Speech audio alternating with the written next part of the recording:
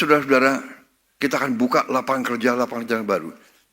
Nanti masalah PHK kayak ini, saya sangat tertarik dengan usul Satgas PHK. Satgas PHK cari posko yang bagus, kita petakan semua, di mana ada peluang lapangan kerja, di mana ada PHK, kita bisa segera link and match dan pemerintah akan bantu. Saudara-saudara. Menteri Pertanian juga merencanakan kita akan melakukan investasi besar-besaran di bidang pertanian yang kita hitung nanti bisa menyerap 8 juta lapangan kerja. Ya, jadi itu yang saya sampaikan. Nah, tapi kalau saudara, ya tolong sampaikan ya Pak Said Iqbal sama Mas Riz tadi ya. Kalau umpamanya ya, kita tidak harapkan, tapi kalau memang benar ada perusahaan yang PHK yang ada di Jawa, ya kita tawarkan yang PHK. Saya bisa salurkan Anda bekerja, tapi mungkin di Kalimantan, atau di Halmahera, atau di Waingapu, atau di Merauke, atau ya. Nah di situ, nggak mau, saya hanya mau di Brebes. Ya nggak bisa dong, begitu ya kan? Karena saya lahir di Tegal, kalau bisa saya kerjanya di Tegal saja. Kalau bisa di kecamatan ini, ini, iya kan? Sekarang percaya, saya lihat daerah-daerah sekarang sudah banyak maju, benar nggak? Merauke bagus jalan-jalannya, sekarang sudah ada wifi di mana-mana. Ya. Jadi kita kalau asal demikian ya, kita akan buka lapangan kerja yang cukup besar. Tinggal, tapi benar, kita perlu Satgas terintegrasi semua pihak sehingga informasi cepat gitu loh. Begitu ada PHK di satu tempat, apa langkahnya? Saya terima kasih. Begitu cerita masalah, kita atasi, kita pelajari bagaimana, iya kan? Manajemen yang nggak beres cepat ganti, tapi kita selamatkan. Yang penting bagi saya, karyawan, buruh itu anak bangsa. Harus kita lindungi, harus kita jaga. Ini bagi saya ini bukan apa-apa, ini kehormatan saya. Kehormatan saya. Saya tidak mau jadi pemimpin ya kan di mana tidak mampu membantu dan melindungi orang yang paling lemah. Kalau yang kuat nggak usah dibantulah, ya kan? Orang kuat kayak Pak Luhut ya nggak usah dibantu orang kuat. Beliau dikirim kemana aja tahan banting. Tapi yang jadi saudara-saudara ini, jadi saya satu hal yang saya dapat hari ini antara lain Satgas PHK. Tolong Menko, ya. Ada Menteri Tenaga Kerja di sini, ya tolong ya. Dan tadi kenapa saya minta Menteri Sosial juga tampil untuk yakinkan saudara kita ini sudah benar-benar kalau kita buka sekarang mungkin di seluruh Indonesia, di seluruh dunia, we are the real welfare state. Kita salah satu welfare state yang mungkin paling kuat di dunia.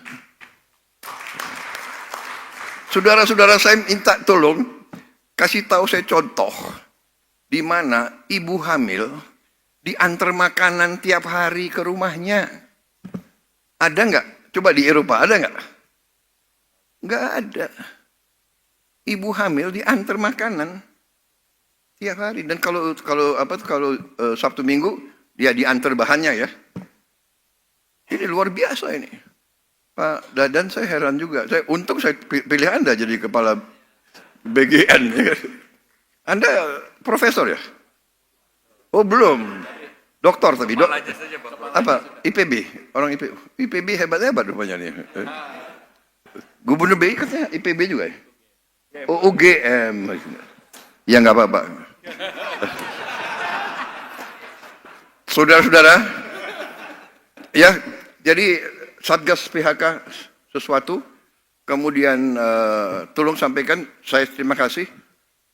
Bagi saya industri pertekstilan itu harus kita selamatkan dan kita jaga, ya kan? Kalau Makanya informasi sangat penting.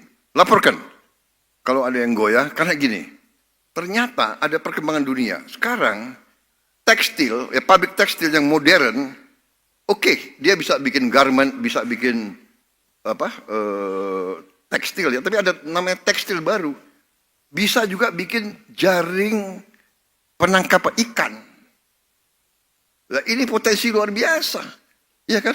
Dan ini nilainya tinggi, karena penangkap ikan itu mungkin tiap 2-3 bulan harus ganti, karena dia di laut nangkep sekian ton tiap hari. Jadi jaring penangkap ikan potensi. Kemudian tenda, sekarang bencana alam di seluruh dunia, tenda sangat penting, ya kan? Tentara butuh tenda, tentara butuh macam-macam tekstil. Jadi ini harus kita perhatikan, tapi tentunya di sini peran daripada badan terintegrasi dari semua stakeholder supaya informasi cepat. Ya, teknologi kita dengar di mana ada teknologi untuk bikin jaring penangkap ikan, dan bagaimana ininya, cari ke India, cari kemana, kita lihat ada perkembangan apa, ke arah mana sekarang, membuat sekarang rumah murah prefab dari bahan sampah bekas umpamanya. Sekarang umpamanya kita sudah tahu kan, bikin baju kapas kita kurang, tapi kita bisa bikin baju dari rami, ya, dari kayu, rayon, dari pohon dan sebagainya. Ya, jadi itu tanggapan saya. Terima kasih, saya Iqbal. Terima kasih saudara-saudara sampaikan. Ada yang belum saya jawab? Sudah semua? Baik. Sekarang waktu jam berapa? 17.20. Masih ada yang mau tanya? Saya bisa kasih waktu 30 menit lagi.